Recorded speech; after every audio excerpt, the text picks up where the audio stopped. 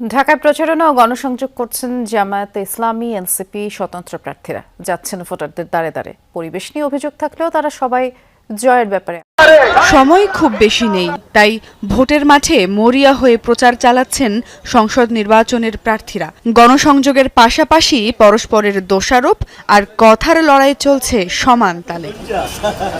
ঢাকা ৮ আসনে ১১ দলীয় জোটের প্রার্থী নাসিরউদ্দিন পাটোয়ারি প্রতিদ্বন্দ্বী মির্জা আব্বাসের বিরুদ্ধে শুরু থেকেই মৌখিক অভিযোগ করে আসছেন। দুপুরে গণসংযোগে নেমেও প্রতিদ্বন্দ্বীর বিরুদ্ধে ক্ষোভ উগরে দিলেন এনসিপির এই নেতা। ওনাদের সাথে কুতর্কে জড়িয়ে আমাদের সময় নষ্ট করার দরকার নেই। আমরা আমাদের কাজ করে থাকি। ওনাদের হাতে বন্দুক আছে, মাদক আছে, আমাদের হাতে লিফলেট আছে। আমরা লিফলেটগুলা মানুষের কাছে প্রচার করে থাকি। ঢাকা ১৪ আসনের ১১ দলীয় জোটের প্রার্থী ব্যারিস্টার আরমান গণসংযোগে মানুষের দুর্ভোগ লাঘবের প্রতিশ্রুতি দেন। তার সাথে প্রচারে যোগ দেন ডাকসুর ভিপি সাদিক কায়েম। এদিকে জুরাইনে বিভিন্ন এলাকা চষে বেড়ান ঢাকা ৪ আসনের জামাত প্রার্থী সৈয়দ জয়নুল আবেদিন।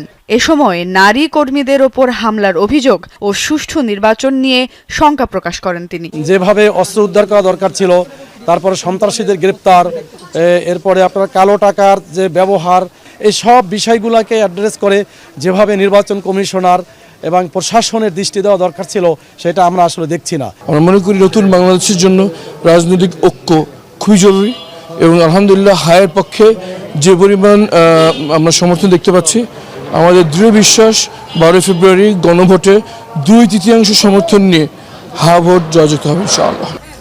অবশ্য ভোট নিয়ে খুব বেশি শঙ্কা দেখছেন না ঢাকা ৯-এর স্বতন্ত্র প্রার্থী তাসনিম জারা। তার মতে ভোটাররা এবার কেন্দ্রে যেতে বেশি আগ্রহী। কিছু সংখ্যা আমরা শুনছি ভোটারদের কাছ থেকে, তবে যে উচ্ছ্বাস নিয়ে সবাই প্ল্যান করছেন, মুখিয়ে আছেন, সেরকম উৎসবমুখর পরিবেশেই যাতে একটা সুষ্ঠু নিরাপদ নির্বাচন হয়, সেটাই আশা থাকবে।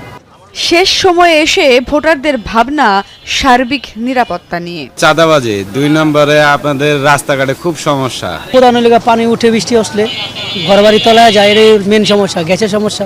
নিরাপদ কেমনে মনে করি? নিরাপদ কেন আছে এদেশে? এদেশে তো কোনো নিরাপদই নেই।